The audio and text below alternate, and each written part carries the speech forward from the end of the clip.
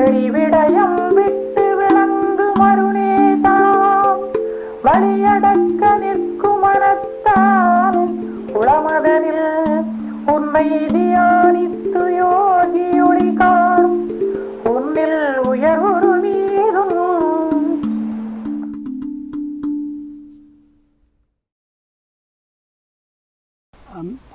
In this video I'm going to be talking about verse 4 of Arunachala Pañcaratnam.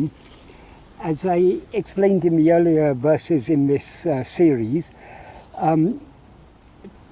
Kavyaganta had asked Bhagavan to compose this verse on the subject of yoga, the practice of yoga.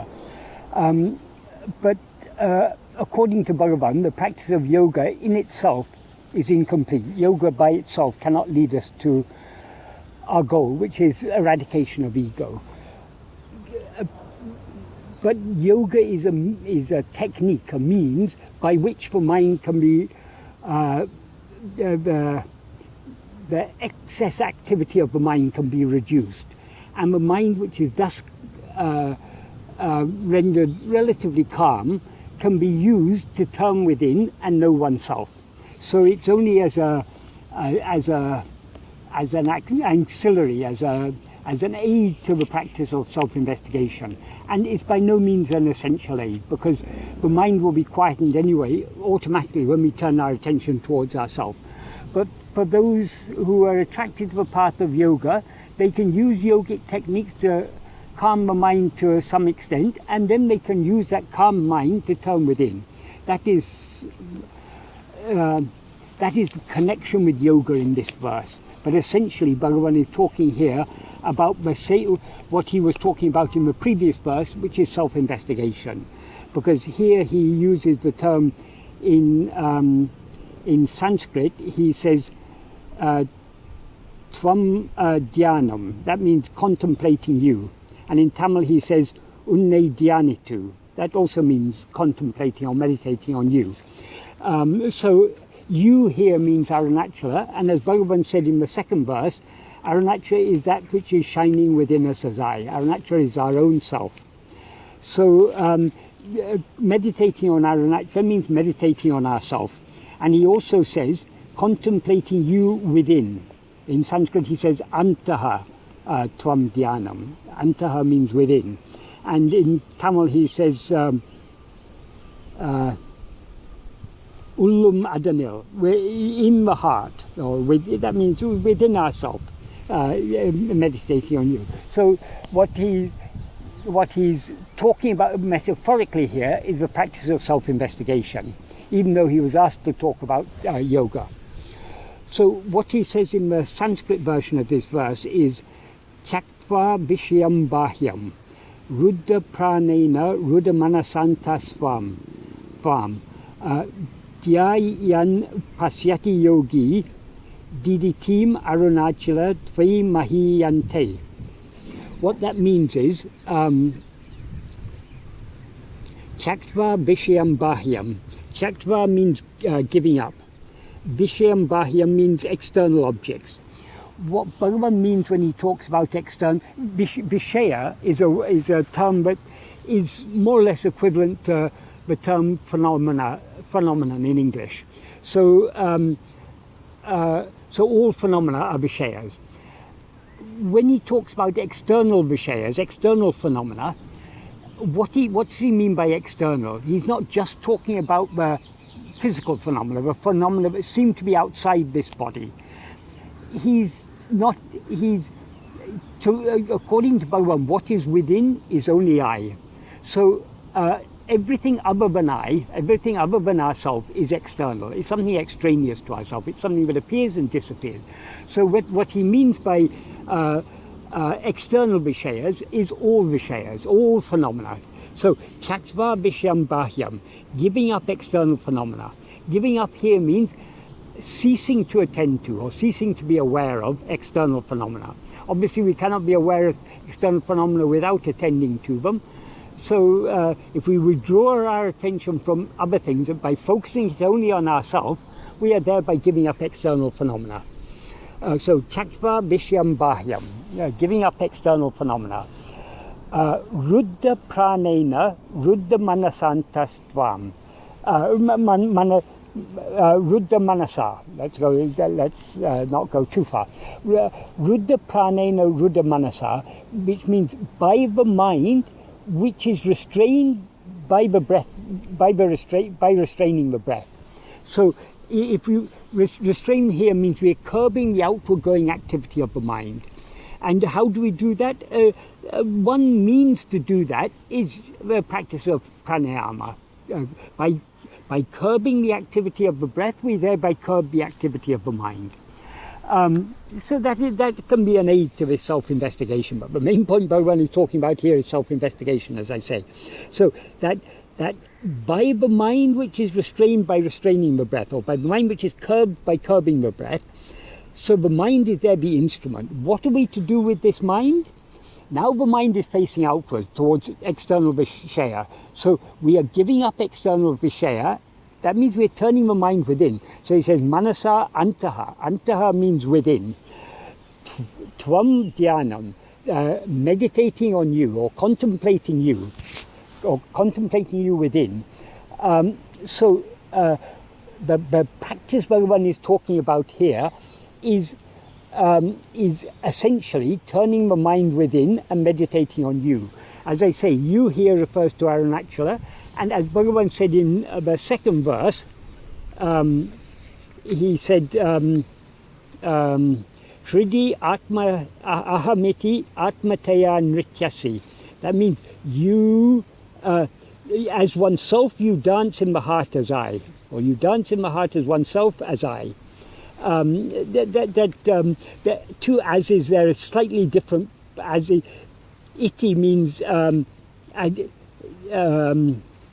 it is more or less like inverted commas. It stands for in English to indicate a quotation or something that you want to emphasize. So, as oneself, in the form of I. We can take it. So Arunachala is that which is dancing within us as I. In other words, it's that which is shining within us as I. That which is all, the pure awareness I. That is Arunachala. So when he talks here about meditating on you within, he means meditating only on I, contemplating I, being self-attentive. In other words, so the Arunachala. So giving up external phenomena, contemplating you within by a mind restrained by restraining the breath, that is the condition. And then he says, paśyati yōgī,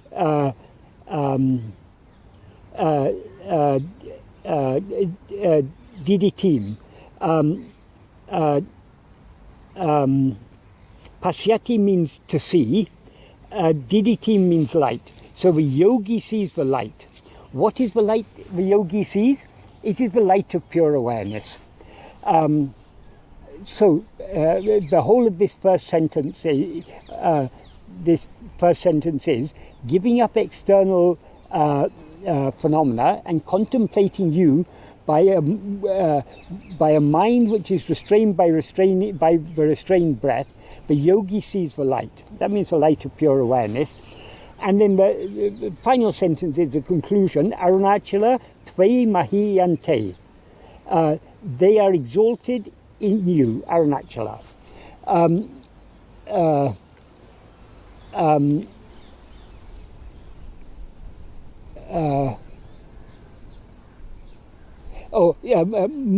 Mahīyam means they're exalted or joyful. They rejoice in you. And te means they. It can also mean to you, for you, or of you. That's another meaning of te. So, but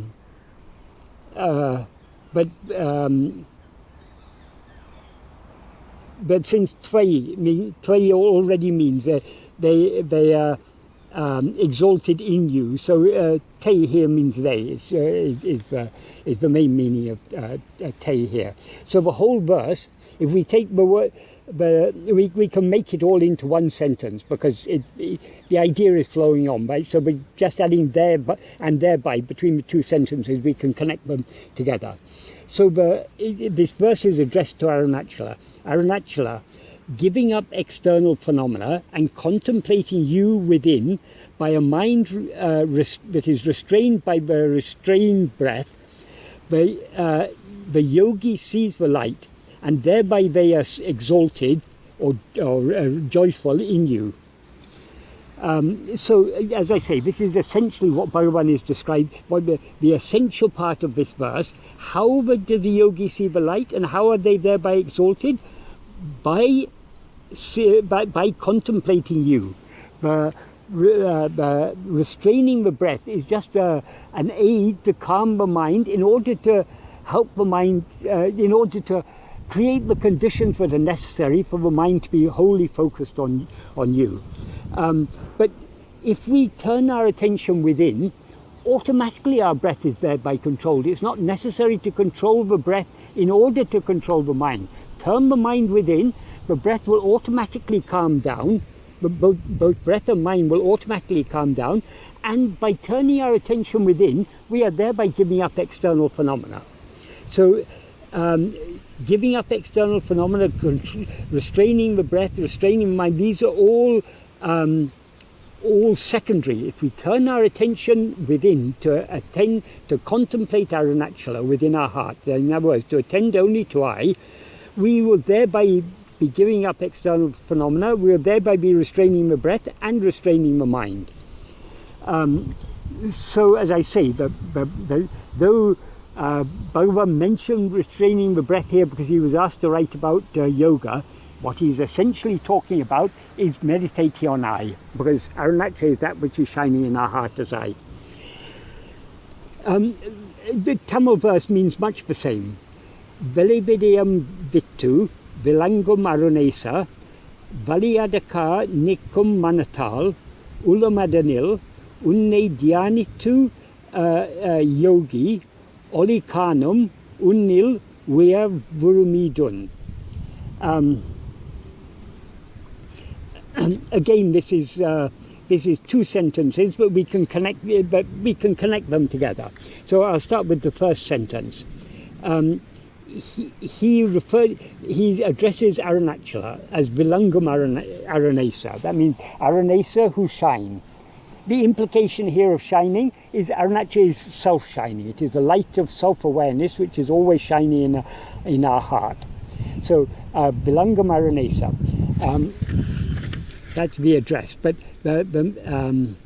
so he begins by saying Veli Vidyam Vittu, giving up external phenomena. This, as he said in Sanskrit. Vilangam Arunesa, Valiyadaka Nikum Manatal. By the mind, by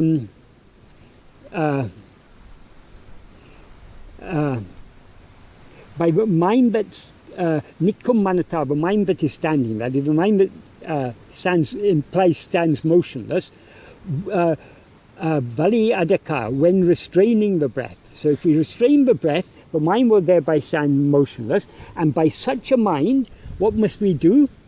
Ulam Adanil Unne Dhyānitu. Ulam Adanil means in the heart or within, in the heart. Unne Dhyānitu, meditating on you in the heart or contemplating you in the heart. Again, as I said earlier, Unne, you, here refers to Arunachala, who is that which is shining in our heart as I. So meditating on Arunachala in the heart means attending to I, turning our attention within and attending only to I. So this is exactly the same that he referred to in the previous verse as ahamukam, facing within. So Unne Dhyānitu here means the same as ahamukam in the previous verse. So meditating on you, yogi olikanam, the yogi will see the light. Again, as I said, the light here means the light of awareness. Unil wevu urum. In you, they will attain greatness. They will attain exaltation. Idu un. Un means here think or consider. Consider this.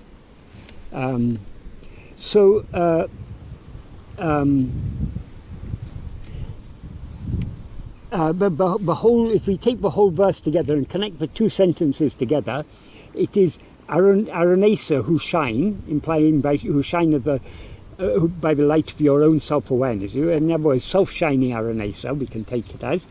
Self isn't there, but it's implied. Giving up external phenomena and contemplating you in the heart by a mind that stands motionless. Motionless isn't there, but nikkum implies motionless. That stands motionless when restraining the breath. The yogi sees the light and thereby attains exaltation in you. Consider this. The wording here is in many ways similar to the wording of Bhagavan uses in verse 16 of Upadesha Undiyā. In verse 16 of Upadesha Undiyā, he begins Veli Vidyangale Vittu. That means giving up external phenomena. Here he says viṣayaṁ vittu. Viṣayaṁ is the singular, vidyangale is plural. But though he uses a singular form here, it implies the plural. It's not just one phenomenon we give up all phenomena. As I said, there he begins by saying veli vidyangale vittu. There, that vittu is an adverbial participle. So veli vidyangale vittu or veli vidyam vittu is an adverbial clause. That means it's not the main clause of the sentence, it's a secondary clause. The subject of the sentence in verse 16 is manam tan oli uru ordale. That means the mind knowing its own form of light. Here, as I say, here Bhagavan said the yogi sees the light. There he talks about the mind. The yogi sees the light by his mind meditating on you. So there Bhagavan says, manam tan oli uru ordale. That is the mind knowing its own form of light. The mind's form of light is the light of pure awareness, which is the original light that illumines the mind. That is the subject of the sentence. So, if the mind is turned within to investigate and know its own form of light, it is thereby automatically withdrawn from external phenomena, from all phenomena. So, as I say, the veli vidyangale vittu is an adverbial clause. It's a condition, but it's a condition that is automatically met by turning the mind within. That is, we cannot know ourselves without giving up external phenomena, but we don't have to. But merely by giving up external phenomena, we don't know ourselves. In sleep, every time we fall asleep, we give up external phenomena. We don't thereby know ourselves. So what is required is to turn the mind within to know our own form of light. In other words, to know the pure awareness that we actually are. And Bhagavan says, the mind knowing manam tanoli uru ordale unme unichiyam. That is true awareness, the real awareness. So the pure awareness, the real awareness, is nothing but the mind knowing its own form of light. But how the mind's form of light is pure awareness? How can the mind ever know pure awareness? The truth is the mind can never know pure awareness, but when we turn our mind within, that's when we turn our attention within, in order to know what we actually are, we thereby know ourselves as pure awareness. So the mind that knows pure awareness ceases to be mind and becomes pure awareness. So though Bhagavan says there, the mind knowing its own form of light, and though he says here, the mind is the instrument by which one contemplates on you, and then he said the yogi sees the light. How does the yogi see the light? The yogi sees the light by becoming the light, because the light is the light of pure awareness. And what knows pure awareness? Nothing other than pure awareness can know pure awareness. But when we turn within and know ourselves as we actually are, we thereby cease to be the mind and remain as we actually are, which is pure awareness. The mind is, pure awareness is like the rope, and the mind is like the snake. So long as we look elsewhere, the rope seems to be a snake. But when we look at the snake carefully enough, we'll see, oh, it's just a rope. Likewise, when the mind turns within to see its own form of light, it sees itself as pure awareness, and thereby it remains as pure awareness. The mind itself ceases to exist, or it is actually more correctly, as Bhagavan said in the next verse of Upadeshundya, when Manatinurave Maravāduchāba Manamenam Ondrile Undipara. That is when the mind, when one investigates the form of the mind without forgetting, that is, without allowing our attention to be distracted away towards anything else, manamenam ondrile, there is no such thing as mind at all. That is, when we turn our attention within to find out who am I, what is turning within is the mind or ego. But when we turn within, we see that we are just pure awareness, and that there's actually no mind or ego, there is only pure awareness. So seeing ourselves as pure awareness, we cannot see ourselves as pure awareness without being pure awareness. We cannot, but as soon as we see ourselves as pure awareness, we thereby cease to be ego and remain as pure awareness. So this is what Bhagavan refers to here as the yogi sees the light. Obviously, there's not a yogi as a separate entity and the light as a separate entity, a subject seeing an object. No, it is the yogi, as Bhagavan said in the previous verse, one merges, one will cease in you like Arunachala, one will cease in you, Arunachala, like a river in the ocean. So when we see the light, we merge in the light, we become one with the light. That is, we don't even become one with the light. We are already that light. We just cease to be ego and remain as we actually are. That is what we can say, what is sometimes described as becoming Brahman. It is said, the knower of Brahman becomes Brahman. That is, nothing other than Brahman can know Brahman. So when we turn within to know our real nature, which is what is called Brahman, we will thereby cease to be anything other than that. We will remain as our real nature. So our remaining as our real nature, remaining as what we actually are, is what is described metaphorically as the knower of Brahman becoming Brahman. I think, I don't know, I'm not very good in the Upanishads, but I think somewhere in the Upanishads it is said, the knower of Brahman becomes Brahman. Or if not in the Upanishads, in somewhere, in many texts it is said like that. What that means is, when we turn within to know ourselves as we actually are, we remain as we actually are. What we actually are is just pure awareness.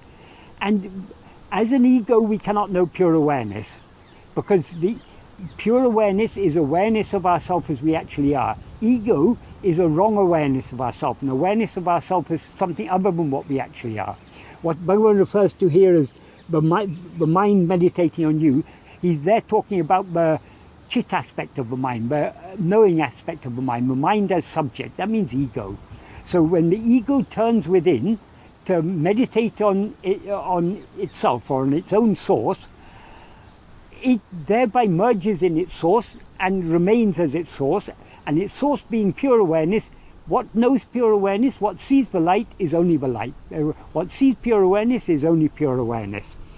And that unil uer vurum, that is, one attains greatness in you. That is, by merging in Arunachala, by becoming one with Arunachala, we remain as Arunachala. That is what Bhagavan refers to in the Tamil version as Virvu Uram, attaining greatness, and in Sanskrit as mahīyaṁtē. They attain mahīyam. Mahīyam means they're exalted. That is, by seeing the light, we become the light, and the light is the ever-exalted Arunachala. So to be exalted, to be truly exalted, we must be as we actually are, which is pure awareness.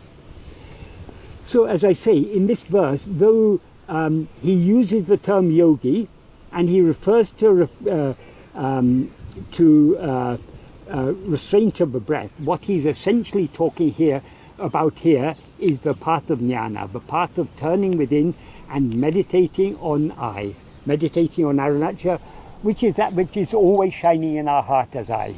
So being self-attentive is what Bhagavan is indirectly talking about here.